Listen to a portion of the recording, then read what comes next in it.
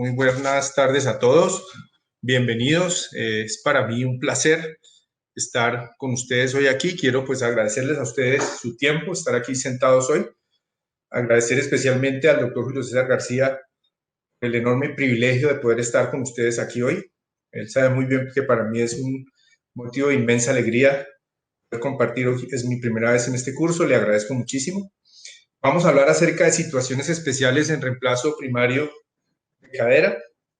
Tenemos 5 expositores de muy alto nivel que nos van a mostrar su experiencia en estos reemplazos primarios no primarios. En la primera charla la dará el doctor Rafael Sierra, conocido por todos, uno de nuestros representantes en la Clínica Mayo, colombiano. Nos hablará de insuficiencia de los aductores. La segunda será el doctor Alan Gross, quien nos hablará de la conversión de la artrodesis a prótesis en reemplazo de cadera. El siguiente expositor es el doctor Hernán Prieto, de la Universidad de la Florida, colombiano también. Nos hablará acerca de la prótesis. Luego viene el doctor Todd Sekundiak, de Dakota del Norte, que nos hablará de la reconstrucción de una fractura supracondílea con bisagra. Y por último, y no menos importante, el doctor Julio César Palacio de Cali, que nos hablará acerca del manejo del paciente obeso en reemplazo de cadera. Mi nombre es Hugo Rodríguez, yo trabajo en el Hospital Universitario Infantil de San José y nuevamente les digo muchas gracias por estar acá. Los dejo con el doctor Sierra. Muchas gracias, Hugo. ¿Sí me están escuchando bien? Lo estamos escuchando bien, doctor. Muy bien, Rafa. Gracias. Julio, muchas gracias por la invitación. Felicitaciones nuevamente por un programa excelente, virtual, pero siempre excelente. Muchísimas gracias nuevamente por la invitación. Entonces me han pedido que hable sobre la falla del mecanismo abductor, la insuficiencia del mecanismo abductor durante el reemplazo de cadera. ¿Qué hacer si nos encontramos con este problema? Estas son las divulgaciones nada pertinentes relacionadas con el tema. Entonces todos sabemos la importancia del mecanismo abductor. Nos produce dolor cuando falla, produce cojera. Y en los pacientes a los que se someten reemplazos articulares, la insuficiencia del mecanismo abductor puede llevar a una luxación de la prótesis. Si ignoramos la falla del mecanismo abductor durante el reemplazo articular, el paciente va a persistir con dolor, puede que tenga una cojera o puede que no, pero más que todo el paciente va a estar disgustado o insatisfecho con su reemplazo articular. Y si les dejo un solo mensaje para esta presentación es que este diagnóstico es preferible hacerlo antes del reemplazo articular que después del reemplazo o inclusive intraoperatoriamente. Y obviamente depende del abordaje, porque intraoperatoriamente, por ejemplo, a medida que se ha vuelto mucho más común hacer el abordaje anterior directo, ya no se está viendo el mecanismo abductor. Entonces, especialmente para cirujanos que están haciendo ese abordaje, la importancia de hacer el diagnóstico antes de la cirugía es importante simplemente porque se tiene que tratar el problema. ¿Qué tan frecuente es? Si hacemos un abordaje posterolateral para reemplazo articular, y esto es un papel publicado el año pasado por Leo Whiteside, de 520 reemplazos articulares hechos por abordaje posterior, él detectó que habían insuficiencias menores en el 18% de pacientes, pero severas casi en el 10% de los pacientes. O sea que estamos hablando de 50 pacientes que van a tener una insuficiencia bastante severa de los abductores. Esto sería lo que se podría ver intraoperatoriamente si hay unas lesiones leves del aparato abductor. Pueden haber unas rupturas pequeñas, pueden haber unas rupturas parciales, pero en algunos casos se ven una insuficiencia muy severa con completamente el aparato abductor completamente desplazado o roto de su inserción en el trocánter mayor. Y en ocasiones puede haber una infiltración bastante importante, grasa del mecanismo abductor, y esos pacientes son los que peor les va si solo se hace el reemplazo articular y no se trata el problema de la insuficiencia abductor. Leo Whiteside demostró en su papel que si las lesiones son pequeñas o leves, que simplemente con la reparación a través del hueso de estos abductores, el 85% de los pacientes tienen una abducción normal a los 5 años. Sin embargo, él notó en su seguimiento que entre los 2 y los 5 años, estos pacientes con lesiones leves tenían algo de deterioro de su función entre los 2 y los 5 años. Entonces, esto es lo que lo queríamos si reparamos el mecanismo abductor con suturas a través del hueso o transóseas para reparar el mecanismo abductor. La pregunta es que si esto es suficiente, basado en la data del doctor Whiteside, es posible que la reparación directa de esta forma no sea suficiente para obtener una mejoría funcional importante de estos pacientes. Ocasionalmente, y me ha tocado por lo menos 2 o 3 veces al año cuando estoy haciendo un reemplazo articular, me coge por sorpresa completa que hay una insuficiencia del mecanismo abductor, como en este caso de una paciente ya mayor, y casi siempre son mujeres mayores que tienen una artritis severa, que llegan y están sentadas en la silla de ruedas, uno ni siquiera las levanta para caminarlas, y esa siempre lo coge uno con los pantalones abajo de ese tipo de pacientes.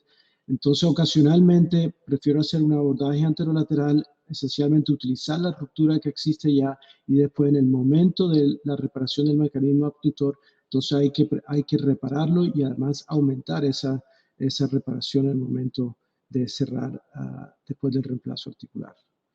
Entonces, sin embargo, si pueden detectar la insuficiencia antes de la cirugía, ya sea clínicamente, frecuentemente porque el paciente puede llegar con una cojera o con dolor lateral, entonces hagan una resonancia magnética y miren qué tanta infiltración grasa puede existir en los abductores.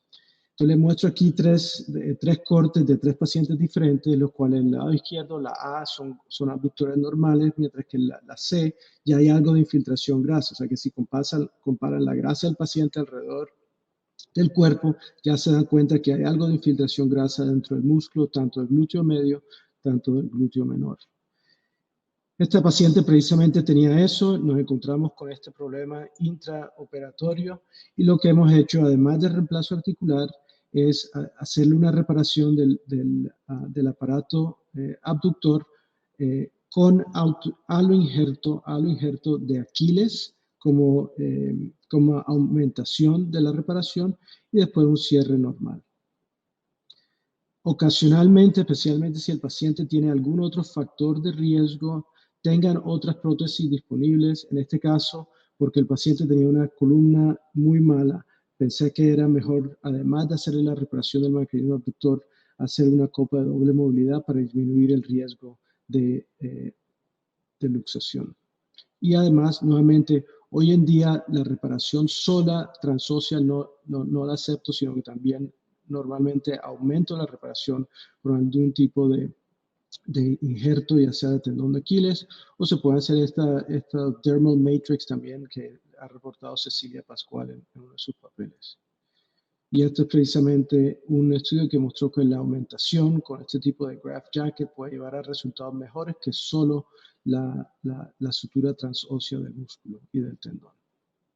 Entonces, ¿qué hacemos si la infiltración grasa es muy severa? Obviamente, estos pacientes tienen muy pobre función. Leo Whiteside popularizó lo que se llama la transferencia glúteo máximo, el colgado glúteo máximo. Esencialmente, puedes dividir el glúteo máximo en 3 o en 2 y coger la parte anterior del glúteo máximo y transferirle al trocánter mayor.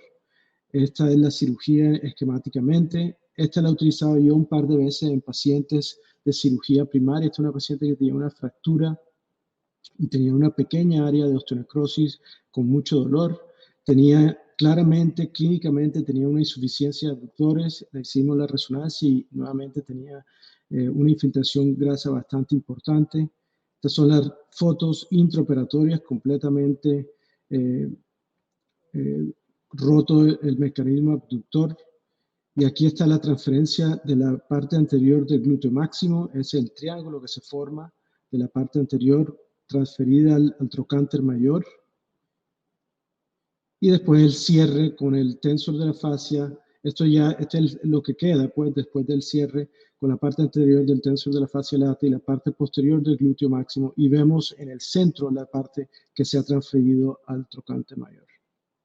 Esta es la radiografía postoperatoria y aquí les muestro simplemente los resultados de esta paciente a los 6 meses y después al año. Todavía tiene un poco de Trendelenburg, pero sin embargo ella no tiene dolor alguno, se siente mucho más estable de lo que estaba antes de la cirugía primaria. Leo Whiteside reportó en su papel la transferencia de glúteo máximo de 35 pacientes que tenían algo de infiltración grasa, pero la mayoría tenían algo de estimulación con el cauterio y todos tuvieron excelentes resultados a los 5 años sin deterioración. Entonces tengan esa transferencia de glúteo máximo como algo dentro de su armamentario para que lo puedan utilizar en caso tal de que se encuentre con este problema. El problema es que me imagino que igual que aquí en Estados Unidos, que en Colombia, en cualquier país, tienen que tener algo de criterio para poder hacerlo y además que el paciente los haya dado algún permiso especial para poder hacer ese tipo de cirugía, además del reemplazo articular. La rehabilitación es simple, un brace de abducción por 6 semanas, no los dejo poner pesos sobre la pierna por 6 semanas y empezar progresivamente a colocar peso sobre la pierna hasta el mes 3 y después de ahí empezar con fortalecimiento de los abductores. Entonces, en conclusión, la insuficiencia de abductores puede llevar a malos resultados después del reemplazo de cadera. Tienen que tener cierto grado de sospecha, especialmente los pacientes mayores que no están deambulando y con artritis muy severa, y deben ser tratados. No lo ignoren, no hagan como el avestruz que esconde la cabeza porque el paciente les va a llegar descontentos con su reemplazo articular. Muchísimas gracias. Muchas gracias, doctor Tierra. Perfecto el tiempo. Ahora pues vamos con el doctor Alan Gross. So I'm talking about a conversion of hip fusion to total hip replacement. So the indications for this are patient dissatisfaction, pain in the ipsilateral knee, the contralateral hip, knee, and back, or leg length discrepancy. Are you okay? Can you hear me and see my slides? Can you hear me? Go ahead. Sí, doctor. Here's an example of a hip fusion. The hardware has already been removed, and it was addressed, as you can see, with a trochanteric osteotomy and a modular femoral component. Here's a more difficult case because the hardware has not been removed. That's an old Cobra plate, and here's the conversion. This was one of the very first ones I did, and it was very difficult to remove all of the screws, but luckily our component went by them. This is an even more difficult one because you can see that the fused hip has an extreme abduction contracture. And when we converted it, we actually had to use an augment to provide coverage for the acetabular cup. In this particular case, the femur was very small, so we used a Wagner stem. So the problems with converting hip fusions to total hip replacements are as follows, and this is kind of a slide that summarizes the literature. The dislocation rates vary from 0 to 5%, nerve injuries from 2 to 7%, heterotopic bone formation 13%, stiffness, gait. The patients often lurch after they have the conversion, and the surgical technique is challenging, and a surgically fused hip is more difficult than a spontaneous fusion. So how do you handle it? With regards to dislocation, you can use a large head, but we usually use a constrained or dual mobility cup. With regards to heterotopic bone formation, we use Celebrex, 200 milligrams twice a day for 14 days. With regards to gait, it's very important to inform the patient that a cane will probably be necessary after the conversion.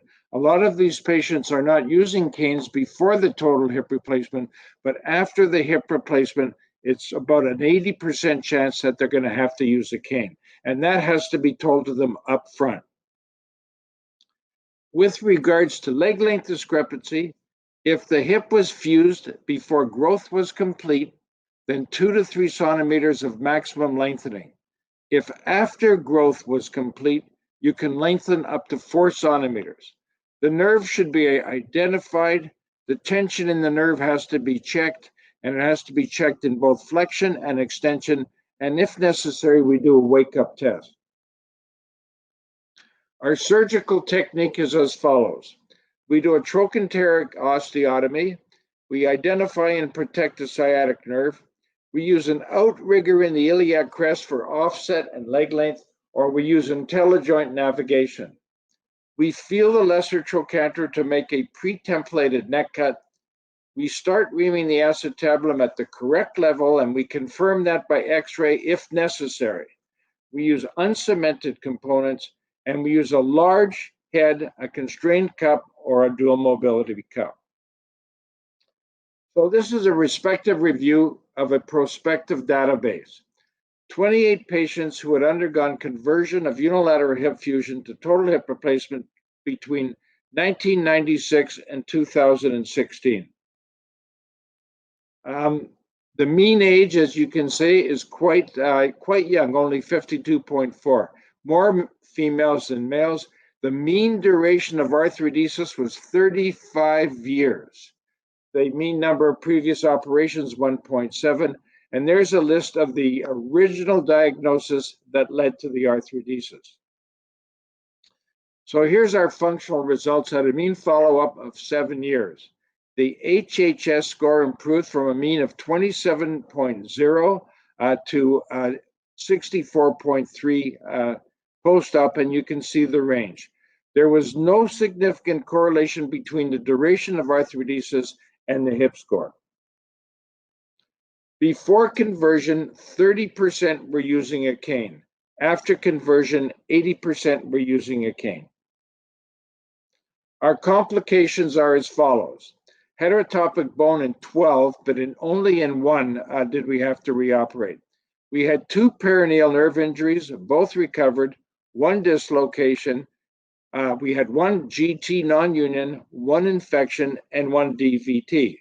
But with regards to the reoperations, we had to revise 5 for a revision rate of 17.9%, 2 for loosening, 1 for infection, 1 for recurrent instability, and 1 for leg length discrepancy. Non-revision interventions was internal fixation for a Vancouver C. periprosthetic fracture, wire removal in 1, and HO excision in 1. So in conclusion, conversion of hip fusion to a total hip arthroplasty carries an increased risk of heterotopic ossification and neurological injury. We advise prophylaxis against heterotopic bone formation. When there is concern about hip stability, we suggest that the use of constrained or a dual mobility acetabular liner is considered.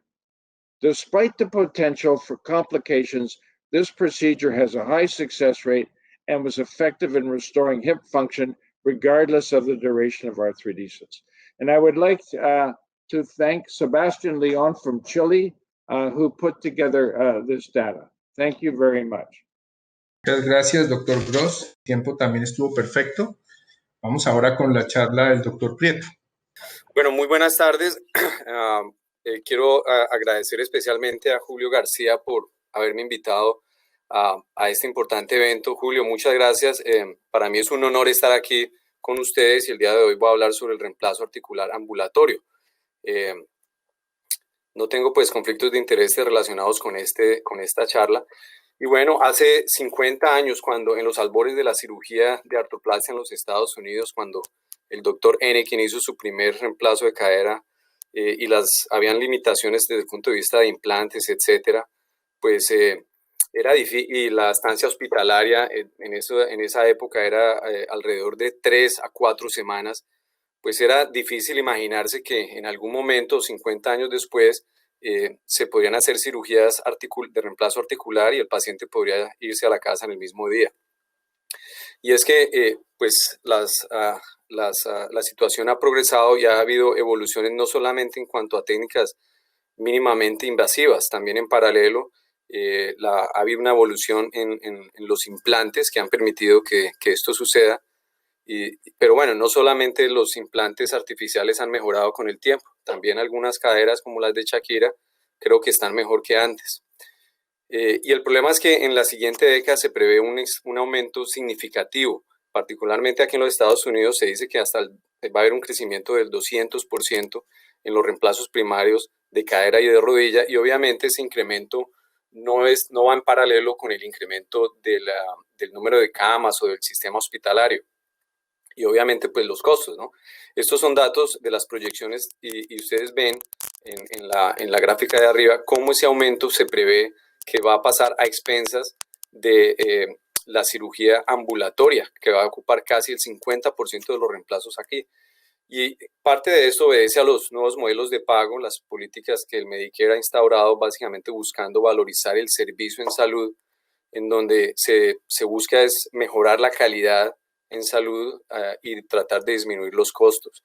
Y ustedes ven aquí abajo como en la Universidad de la Florida, cuando empezamos este programa hace 4 años, y al día de hoy tal vez más del 30% de los reemplazos que hacemos hoy en día, y aún con lo del COVID también, pues son cirugías ambulatorias. Desde hace par de años esto también ha generado bastante interés en las sociedades académicas. Y bueno, que si nos ponemos a analizar qué ha cambiado son muchas cosas. Primero, lo que hablaba anteriormente, las técnicas mínimamente invasivas que permiten un menor daño tisular y una disminución del tiempo quirúrgico. El ácido tranexámico ha sido importante porque ha disminuido el sangrado y básicamente las transfusiones son casi ceros en las cirugías primarias. Los nuevos protocolos de manejo multimodal del dolor y de anestesia regional que permiten un control de dolor efectivo y con mínimos efectos secundarios. Los protocolos de rehabilitación acelerada que han disminuido de forma importante la estancia hospitalaria, los métodos de profilaxis antitrombótica actuales como la aspirina y heparinas de bajo peso molecular que no requieren monitoría, que son efectivas y que disminuyen el sangrado postoperatorio, y obviamente la telemedicina y comunicación que permiten un seguimiento casi en tiempo real con el paciente. Y yo el día de hoy quiero básicamente compartir con ustedes nuestra experiencia aquí en el Hospital de la Florida desde que empezamos este proyecto hace casi 5 años. Entonces es importante conocer unos puntos esenciales para establecer un programa de cirugía de artroplasia ambulatoria. Número 1, una selección del paciente, que ahorita me voy a detener un poco en esto. Número 2, establecer protocolos, protocolos de colonización nasal universal, protocolos para el manejo del dolor, basados en gran parte en la analgesia preventiva y en uso de bloqueos regionales, incluyendo las inyecciones periarticulares, protocolos para reducir la náusea, para reducir retención urinaria, para reducir la hemorragia perioperatoria y protocolos para permitir una rehabilitación acelerada. Muy importante la educación del paciente y la familia alrededor de la cirugía ambulatoria y mucha comunicación, no solo con el paciente, sino con un equipo de trabajo que incluya anestesiólogos, enfermeras, terapistas, etc. Y obviamente las técnicas quirúrgicas optimizadas. En cuanto a la selección del paciente, tal vez esto es muy importante y es un paso crítico y es multifactorial. Se requiere un paciente motivado. Un paciente aprensivo es un predictor de falla para esto. El paciente requiere un adecuado soporte familiar y requiere una condición física y mental preoperatoria adecuada. Ojalá pacientes que no tengan problemas de dolor crónico y obviamente estratificar el riesgo médico preoperatorio. Lo más común es utilizar la calificación de la ASA y típicamente pues escogemos pacientes sanos. Hay una nueva sistema de estratificación que ahorita voy a mencionar un poco, pero esta tabla que ustedes ven ahí básicamente eran los criterios de inclusión con el que empezamos este proyecto hace 5 años. Los factores quirúrgicos básicamente eran pacientes que requerían un reemplazo primario o compartimental y eran las primeras o segunda cirugía del día. Los factores médicos, pues pacientes sanos principalmente, y factores sociales que vivieran dentro de 1 hora cerca del hospital, seguros privados inicialmente, pero hoy en día lo expandimos a Medicare también, y el RAPT Score, que es básicamente un cuestionario que da un puntaje y te predice más o menos con 90% de exactitud si el paciente va a la casa o tiene alto riesgo de irse a un rehab center. Este es el OARA, que es un score diseñado por el equipo de Mike Meneghini, donde básicamente evalúan 9 parámetros médicos y esto da un puntaje de bajo riesgo o alto riesgo, y el valor predictivo positivo, pues en teoría es mejor que el ASA score, pero el problema es que pues tiene unos riesgos asociados, unos costos, perdón, asociados a su uso. Y este es pues básicamente el RAT score. Ustedes ven aquí el cuestionario y básicamente puntajes por encima de 8 son altamente predictivos de que el paciente se puede ir a la casa sin inconvenientes. Entonces, lo primero que se hace en la visita preoperatoria de este programa es instruir al paciente con un video educativo acerca del programa, y se hace toda la evaluación preoperatoria con el cirujano, con el anestesiólogo, etcétera. Se prescriben los medicamentos que el paciente va a tomar antes o que va a recibir antes de la cirugía, como la mupirocina, por ejemplo, medicamentos para el dolor postoperatorio también. Todos los equipos médicos como el caminador, las medias compresivas, se le proporciona al paciente el jabón de clorhexidina.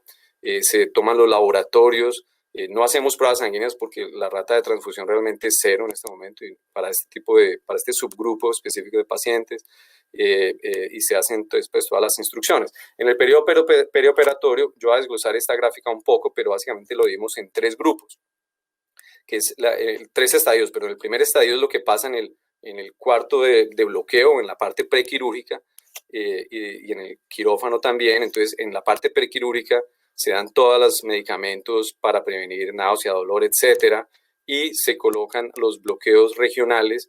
En el caso digamos, de caderas, se hace un bloqueo continuo femoral y un single shot, un bloqueo, una única inyección en el obturador. Para los reemplazos de rodilla se hace el femoral continuo, y los anestesiólogos con ultrasonido inyectan la cápsula posterior. Es un bloqueo que ellos llaman el IPAC block. El paciente orina antes de llevarse al quirófano, pues porque no vamos a colocar catéteres urinarios. Y bueno, en el artículo que mostré anteriormente, aquí está toda la lista de los medicamentos, y no me voy a detener aquí. En la cirugía como tal, bueno, el paciente recibe o anestesia espinal, y si es así, es con un agente anestésico de relativamente corta duración, en el cual a la hora y media, 2 horas, ya el paciente tiene la sensibilidad y la fuerza nuevamente, o una anestesia intravenosa total. Se dan pues los medicamentos para evitar náusea, etcétera.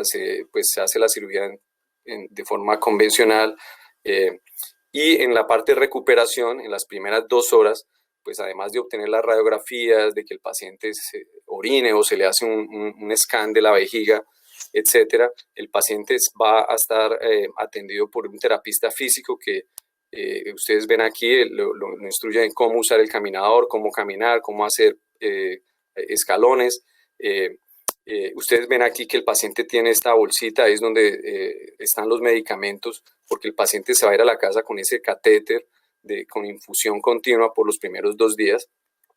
Después el paciente se traslada a un área ambulatoria en la silla donde el paciente va a comer, se verifica que haya orinado, que todo esté bien. Nuevamente se hace el escaneo de la vejiga, y si el paciente no tiene dolor, si lo hizo bien con la terapista, si no tiene náuseas, vómito, y es un paciente como el que está en la foto, pues ya se puede ir a la casa. Típicamente esto sucede 4 horas después de que se hace el cierre de la piel. Y en el periodo postoperatorio se hace un seguimiento telefónico. Nuestra enfermera contacta al paciente al día después de la operación, después más o menos a la semana o a la segunda semana, verificando el dolor, la movilidad, si el paciente está rehabilitando de forma satisfactoria, si la herida está bien, etcétera. Y si hay algún problema médico, pues se facilita el manejo de estos problemas para evitar visitas innecesarias al departamento de urgencias. Y muchas veces, la mayoría de las veces, vemos los Le queda un minuto, doctor. Ok, a los 4 o 6 semanas. Con este programa nosotros tuvimos una tasa de éxito del 85%, ahorita tal vez es del 95%, y cuando fallaron están las causas como hipotensión, retención, náuseas, etcétera. y sin embargo, como ustedes ven acá, la tasa de readmisión y de complicaciones fue inferior a aquellos pacientes que fueron admitidos por alguna razón. Entonces es importante tener un cirujano autocrítico, los criterios de selección meticulosos, utilizar, pues, seleccionar los casos más simples, trabajo en equipo, hacer una prueba piloto inicial y, bueno, tener en cuenta la seguridad del paciente ante todo. Y, bueno, muchas gracias por su atención. Vamos con la charla del doctor Todd Secundier. So I'm going to present here on one of our methodologies for dealing with supracondylar femur fractures, not only in the virginal knees, but this is kind of a mix of, virginal knees versus those that have also periprosthetic supracondylar femur fractures. These are my disclosures. And as we all know, initially a lot of these fractures were insufficiency fractures, secondary just to osteopenia and loosening. But now we're seeing an increasing proportion of much higher levels of trauma, which I think is also a kind of a different type of fracture pattern. So we don't have time to go through all the Rand and Rohrbeck criteria of when to fix these and how to fix these, but obviously the timing of the fracture, the location, the fracture type, and even the implant viability is important to kind of determine how to fix these. But saying that, there's a multitude of different fractures and fracture patterns that make it still quite difficult for us to determine when and how to fix these fractures. So I think with most of the periprosthetic fractures and obviously with the virginal knees, that non-surgical treatment is essentially non-viable for most of these situations. And in the vast majority, I think open reduction internal fixation is an option, but I'd argue that especially in the periprosthetic supracondylars, the non-union rate and the refracture rate and the complication rates can be significant, which have led us to consider revision more so than fixation, especially for these type of fracture patterns where the amount of bone that is remaining on the distal fragment is distal to the anterior flange of the femoral component, and especially when it's stress shielded by these cobalt chrome implants. We do want to protect this bone, however, and protect the joint because we now lose a lot of the ligamentous attachments, and the problem historically was a lot of these hinge knees did not work so well. And even with these rotating hinge segmental or tumor type prosthesis implants, failure rates can still be significant, although when done in the proper manner and at the proper time can have a pretty good success rate. Unfortunately now, because this has become the kind of the bag of bones operation, and with most surgeons thinking that just resection of the distal femur is an easy operation, we're still seeing a lot of patients who are very stiff in this postoperative phase with low functional scores. And this is one of these examples with a 78-year-old female who fell in Arizona, had a tumor prosthesis inserted for her supracondylar femur fracture, but since the surgery has essentially been unable to weight bear. And the reason why, with resection of all this distal bone, the surgeons actually failed to reattach the epicondylar soft tissues, and there's this huge amount of posterior soft tissue mass, which is basically subluxed posteriorly and prevents this patient from extending. And so we've really pushed epicondylar repair even historically with our allografts, which this is a study from a long time ago. And we found that when we actually suspended our epicondyles back onto the implant, not only do we have less issues with dislocation, but we also had better range of motion because these ligaments did not sublux posteriorly. And when you see kind of repair here, with this epicondylar reattachment, this is an allograft situation of historical kind of note. In extension, it's never an issue because all your ligaments are lined up in the axis of rotation. But because this is now all distal femoral allograft, whether it's from allograft itself or from the prosthesis, there's no ligamentous attachment at the epicondylar region. And if you don't reattach that, rather than the ligaments being there, they'll end up subluxing posteriorly, which will cause flexion instability, which will also cause inability to extend as that soft tissue mass will adhere in the posterior aspect of the joint. So Al Gross and Dave Backstein have looked at the contemporary tumor prostheses, and they can do well, but even they will admit that there is loss of motion and decreased functional scores.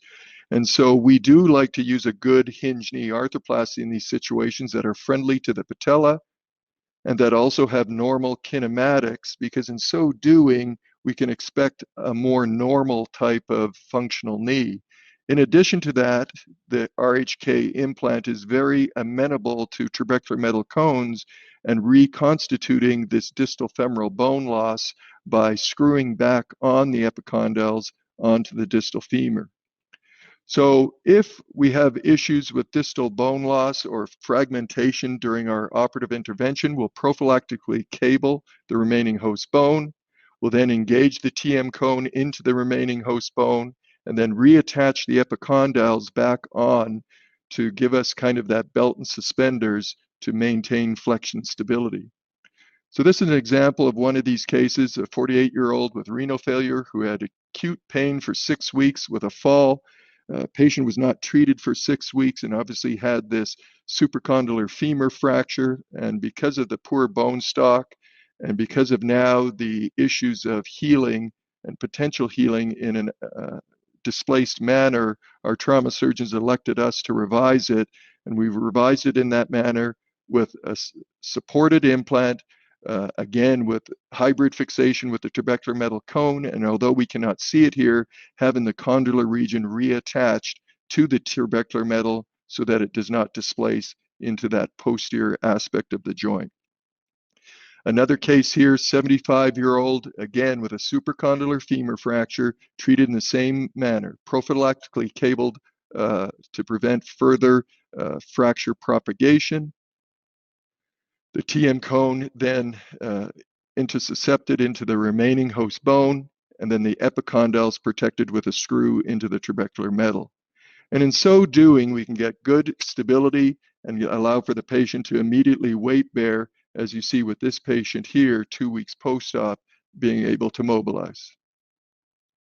So this is our series of a total of 52 cases. 20 were virginal implants and no tumor prostheses were used in any of these supracondylars. You can see the choice or the reason for doing it in the primary situation.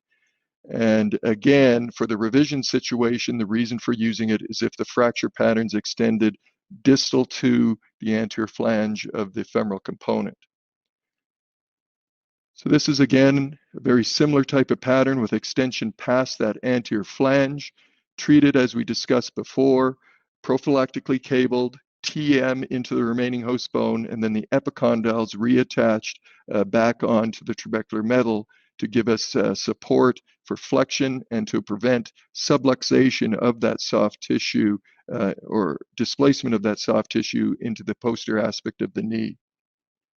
Finally, here's a primary knee situation with, again, a problem of a cemented prosthesis up top, which I think would really preclude use of a tumor prosthesis, handled again in that same manner, fixation with the stem, TM for long-term biologic fixation, and then for supporting flexion and allowing for full extension without subluxation, fixing the epicondyles with screws into their trabecular metal. And once again, these patients are allowed to fully weight bear, and although it's obviously a more of a geriatric population than normal, can mobilize pretty quick. So in conclusion, obviously, if you can aim for fracture union with compliance to fracture principles, obviously that's the best choice. But I think we have to balance the character of the fracture with the limitations of the patient and surgeon to obtain the best functional result.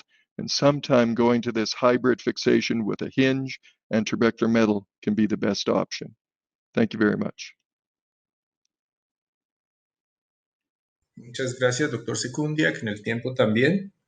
Ahora vamos con la última charla de hoy, que es el reemplazo total de rodilla. Creo que hay un error en el programa y es el reemplazo total de rodilla en el paciente obeso. El doctor Palacio. Pues quiero agradecer a Julio de nuevo la oportunidad de estar presente en este evento y pues felicitarlo de antemano porque pensé que no iba a poder estar todo un día sentado aquí al frente del computador y pues aquí hemos estado. Excelente evento. Una vez más. Voy a hablarles sobre el reemplazo total de rodilla en paciente obeso. Y yo creo que todos nos hemos visto enfrentados a este tipo de pacientes obesos. Ahí no arrancó el video, pero no importa. Pacientes obesos, sintomáticos, con unas rodillas bastante dañadas y que claramente pues, necesitan de un reemplazo articular de rodilla. Y pues a mí este tipo de pacientes, y creo que a muchos de nosotros nos hacen pensar y nos crean un poco de ansiedad en términos de qué hacer con ellos, si los debemos operar o no operar. ¿Y por qué? Porque la literatura es consistente en mostrar que todos estos pacientes obesos tienen un mayor número de complicaciones y mayor número de revisiones cuando se los lleva a cirugía.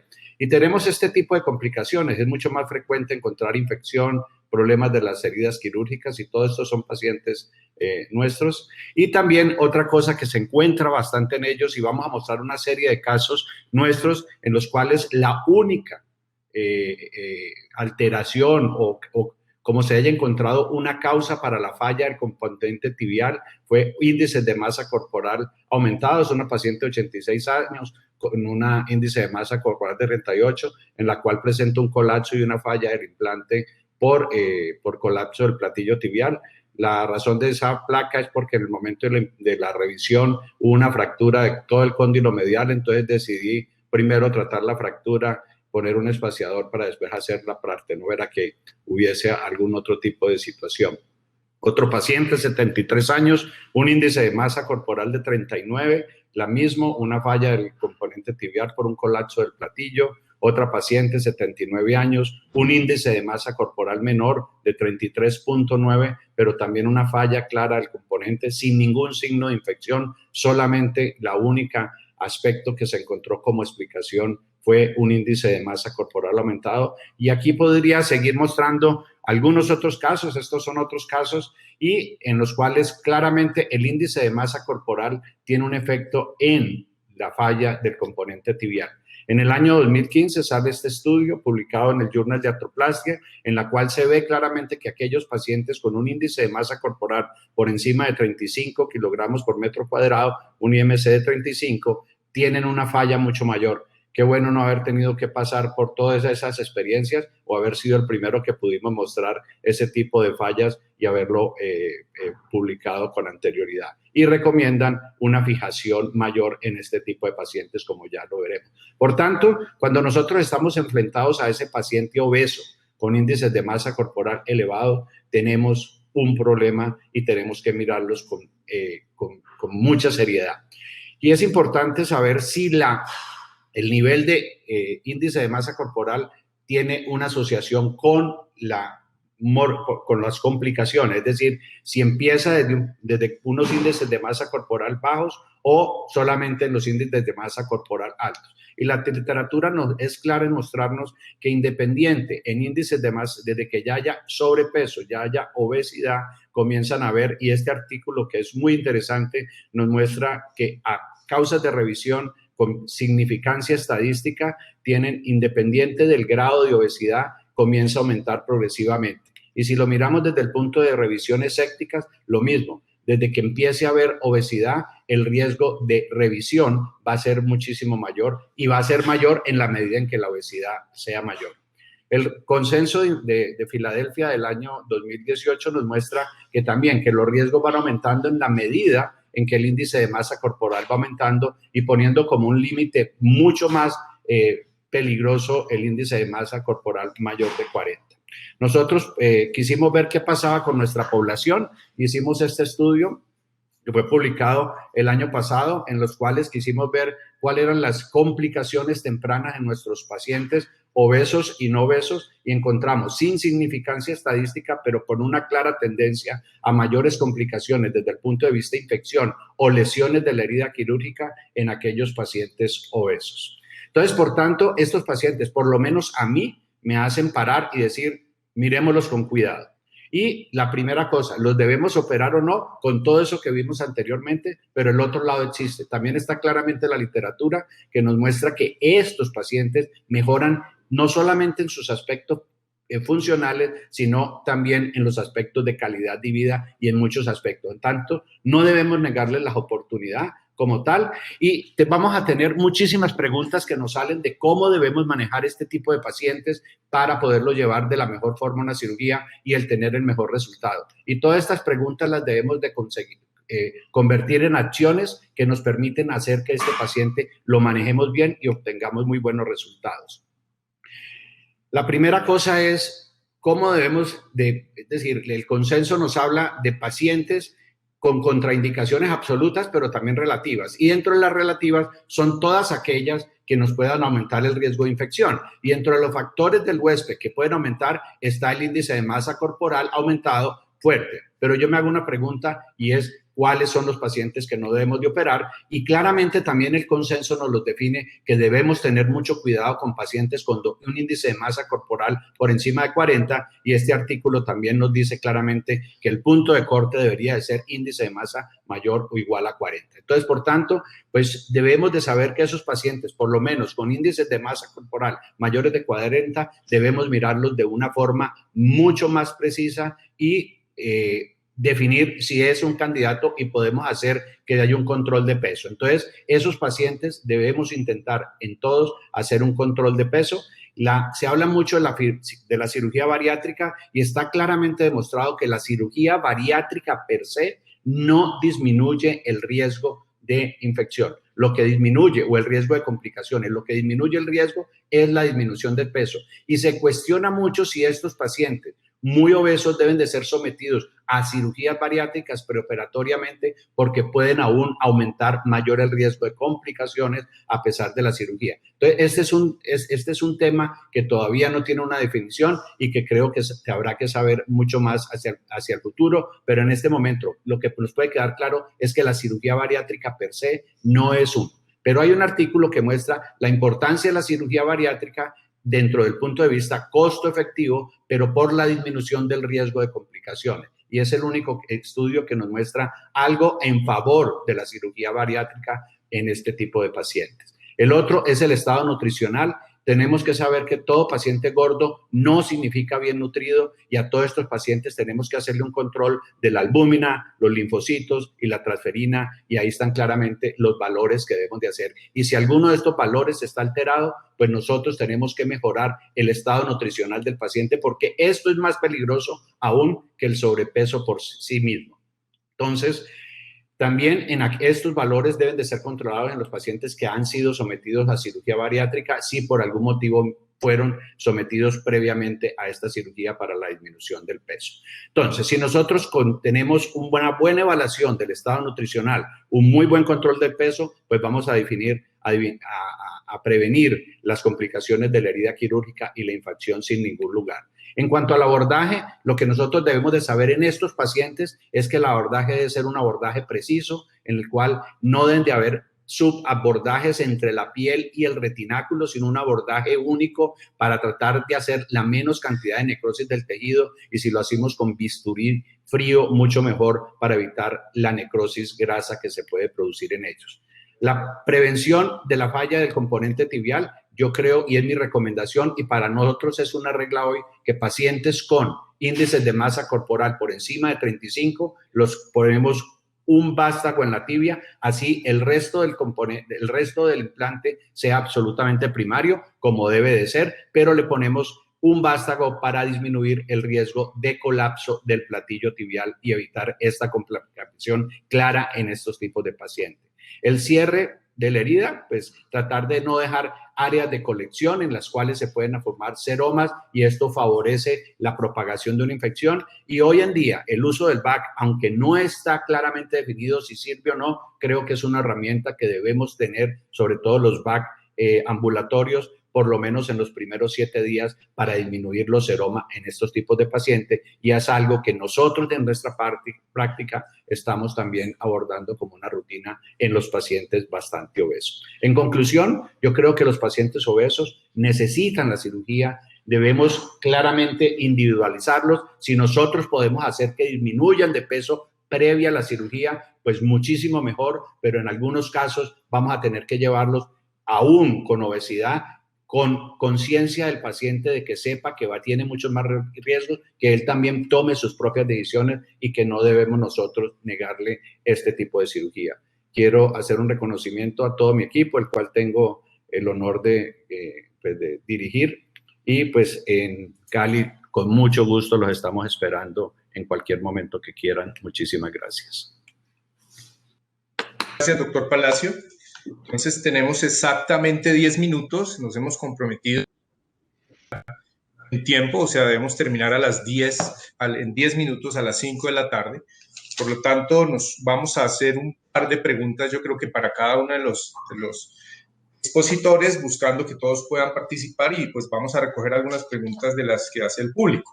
Entonces vamos a ir en orden, empezamos con el doctor Sierra. Pues una de las preguntas es, para usted, ¿cuáles son los síntomas fundamentales para sospechar una deficiencia del mecanismo abductor? O sea, ¿cuál es el paciente que usted clínicamente, ¿sí?, dice, bueno, a este le va a tomar una resonancia? ¿Cuáles son esos signos y síntomas del examen físico, de la evaluación del paciente, que dice usted, este paciente sospecho que tiene un problema del mecanismo abductor, le voy a hacer una resonancia o algún examen? Sí, muy buena pregunta. La verdad es que hay que tener un grado de sospecha bastante elevado, porque es difícil clínicamente, especialmente si el paciente tiene una artritis muy severa, atribuirlo a la artritis o a un problema del mecanismo abductor. Mi experiencia ha sido que especialmente el paciente de sexo femenino con una artritis severa y que tenga más de 75 años, esos pacientes muchas veces tienen daño del mecanismo abductor en el momento de la cirugía. Entonces es el paciente que siempre le pido que se levante de la silla de rueda, camine un poco para ver si puedo notar si tiene clínicamente una marcha Trendelenburg. Además, ocasionalmente estos pacientes, o la mayoría de las veces, les pido que se pongan de lado y les pido que por favor hagan una abducción de la pierna contra gravedad. Y muchas veces puedes claramente determinar que el problema es de insuficiencia del glúteo y no necesariamente solo de la artritis. Entonces esos pacientes son los que les pido la resonancia. Mis colegas me critican porque ellos me dicen, pero ¿para qué les vas a pedir resonancia si de todas maneras vas a tener que hacer algo intraoperatoriamente? Sí, pero para mí yo creo que hablarle a los pacientes antes de la cirugía, decirles que el problema es existente, porque si el problema de los abductores es lo suficientemente grave y que tiene una infiltración grasa importante, no importa el colgajo que hagas, van a tener coger y van a estar descontentos con la cirugía si no les has dicho desde antemano que tienen estos problemas en adición a la artritis que tienen. Doctor Sierra, pues nos quedó muy claro el manejo con la resonancia, pero no se habló mucho de la electromiografía. Uno sospecha la lesión, le toma una electromiografía y la electromiografía muestra una denervación o un daño severo. Ese paciente es diferente. ¿Qué hace ahí? ¿Cuál es el manejo? ¿No se le hace una transferencia? ¿Qué pasa con ese paciente? Pues yo me enfoqué principalmente al reemplazo primario. Entonces, obviamente, el reemplazo primario, la mayoría de los pacientes no van a tener una denervación del glúteo. Si han tenido un abordaje anterolateral previo, que ya estamos hablando de una revisión o están con dolor porque han tenido un abordaje previo y tienen una insuficiencia de abducción, ahí sí claramente no puedes palpar.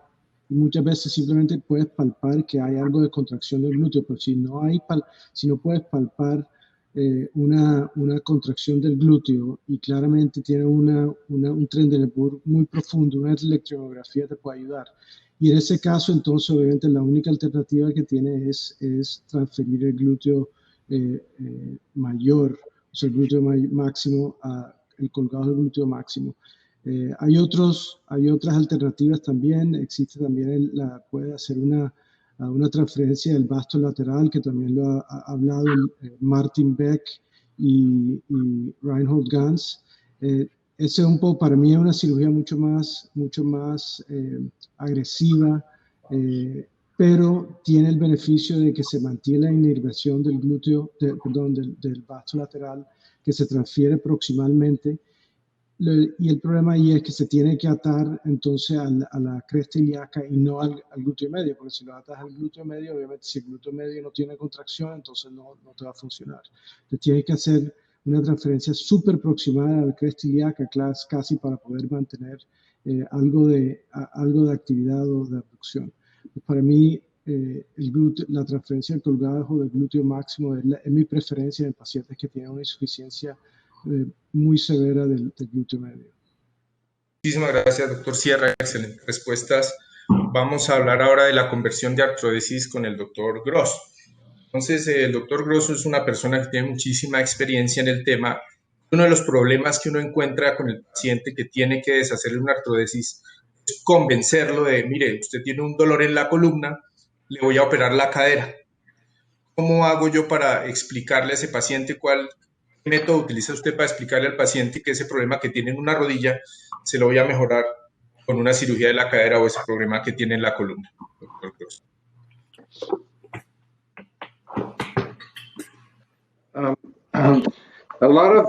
A lot of patients that come for this type of surgery are just fed up with having a fused hip, and because it's very inconvenient. When you ask them about the other hip and the knee on the same side and the knee on the other side, they usually tell you that they do have some problems with that, but that's not often the main reason. So I tell them that it's going to alleviate some of their symptoms related to the other joints and certainly related to their back and to the knee on the same side. The most important conversation we have by far is the fact that they may have to use a cane after the surgery, because most of these patients, you saw they're only 52 years of age, the average, most of them do not use canes with their hip fusion. After they have the takedown, I think I said 70% are using a cane. That's the most important conversation you can have with them. And sometimes they say, well, I don't want to use a cane, and they don't go ahead with the surgery. Some of them say, I'm going to think about it. Then they come back and they say, I want to go ahead. And some of them say, I want to go ahead no matter what. Gracias, doctor Gross. La última pregunta para usted. Algunos estudios hablan, o más bien, ¿hasta cuánto tiempo considera usted que vale la pena deshacer una artrodesis? Algunos estudios hablan que después de 30 años los resultados son muy malos y no vale la pena. En su experiencia, ¿esto es así? ¿Esto no es así? ¿Usted tiene un límite de tiempo? ¿No tiene un límite de tiempo? No, I would say right now, we don't book an arthrodesis no matter what.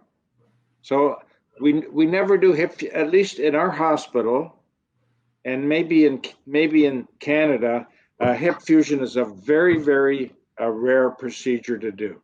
So we do hip replacements on young people. In fact, Dr. Safir, who works here, has a series of patients that are under 16 years of age that were sent to him by pediatric orthopedic surgeons that didn't want the patient to have a hip fusion. So I think it's a very, very rare operation, maybe after some tumor excisions. But I would say I can't remember the last time I did one. And if I could remember, it's a very bad memory. Muchas gracias. Bueno, ahora vamos a preguntarle al doctor Prieto acerca de la cirugía ambulatoria. Uno revisa diferentes artículos donde hablan que el 81% de las muertes después de reemplazo van a ser por un infarto o van a ser por un de los cuales el 75% de estas ocurren entre el tercero y el quinto día. Eso es un riesgo alto para el paciente. ¿Cómo logran ustedes pues, explicarle esto al paciente y que él diga, sí, me voy a operar? ¿O cómo hacen ustedes para disminuir ese riesgo? Y sobre todo, después no tener un problema legal acerca de pues, toda esta literatura que muestra que entre el tercero y el quinto día es donde le van a pasar los eventos que lo ponen en peligro, y cómo hacen ustedes para que el paciente pues, no corra estos riesgos y sobre todo también para el médico los riesgos legales. Cierto, pero yo creo que ahí es cuando viene la selección del paciente, lo que les mencionaba a ustedes al principio, que la selección no debe ser solamente basada en un parámetro, sino en diferentes parámetros, y entre ellos el riesgo médico, ¿sí? La estratificar el riesgo médico. La mortalidad en esos grupos, en ASA 1, ASA 2, es muy baja.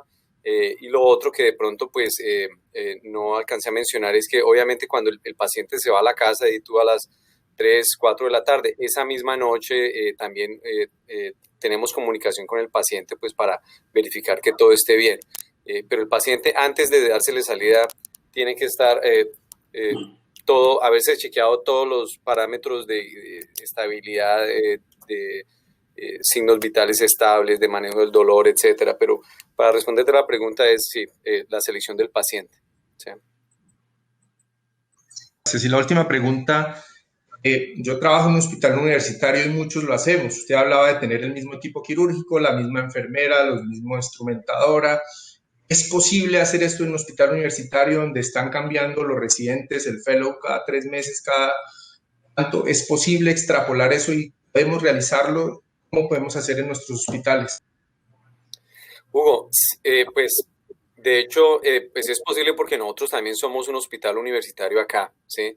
Y yo creo que ese es el reto. El reto es tratar de organizar y tener, de montar esa infraestructura para permitir un programa así. No es fácil, pero eso nos tomó pues años de preparación, ¿sí? Y como te decía, es importante hacer una prueba piloto. Nosotros hicimos una prueba piloto por 3 meses para poder identificar las áreas donde uno podía mejorar, las áreas donde habían más inconvenientes, ¿sí? Pero pues yo creo que sí es una opción, no es fácil y bueno, el caso de nosotros nosotros no somos una práctica privada, somos una práctica académica y hoy en día pues más del 30% de nuestros pacientes se van a la casa el mismo día.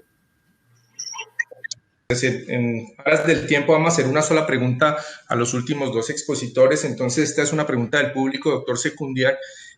Hacen la pregunta si cuando usted hace femoral peel y utiliza una prótesis bisagrada, necesita reinsertar los epicóndilos. ¿Es necesario si yo tengo una prótesis que es una bisagra y muchas de reseque los colaterales, usted los reinserta, sí, no y por qué?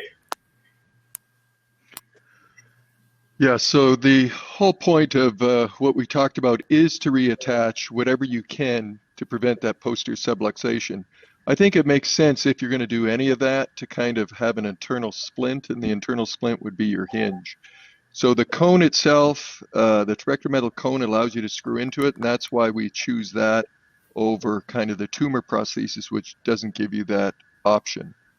So hopefully that answers the question. Sí, señor, muchas gracias. Tenemos la última pregunta para el doctor Palacio, algo que queremos preguntarle. Usted hablaba que un índice de masa corporal, o sea, más bien, ¿cuál es su límite máximo masa corporal para hacer un reemplazo de rodilla? ¿Tiene un número, no tiene un número? ¿Usted ve más, mira más variables o solamente el número ya? Yo creo que hay que individualizar el paciente, lo dije claramente, yo creo que es poner en una balanza muchísimas cosas. El número que tenemos como, por decir, intentamos no operar es índices de masa por encima de 40, pero hay pacientes con índice de masa por encima de 40 que están en muy malas condiciones, que no tienen otras comorbilidades. Entonces, yo creo que es una individualización del paciente más que un número exacto, un número único para poder tomar decisiones.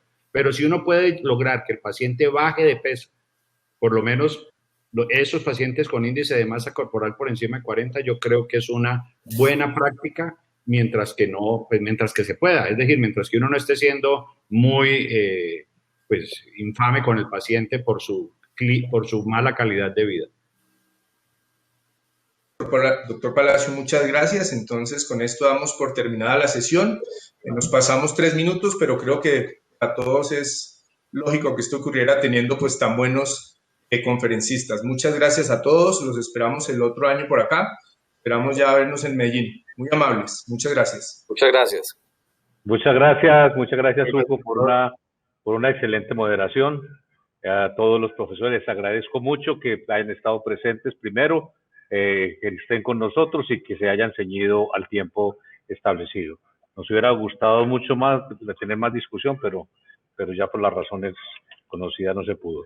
Los espero entonces a las 5:29 para que tengamos el último simposio del día de Zimmer Biomet Suplemédicos, tendencias y resultados con trabecular metal en revisiones complejas de la rodilla, donde volveremos a estar con todo. Muchas gracias y los invito a que visiten el área comercial nuevamente, que que gracias a ellos podemos tener este tipo de actividades. Muy amables.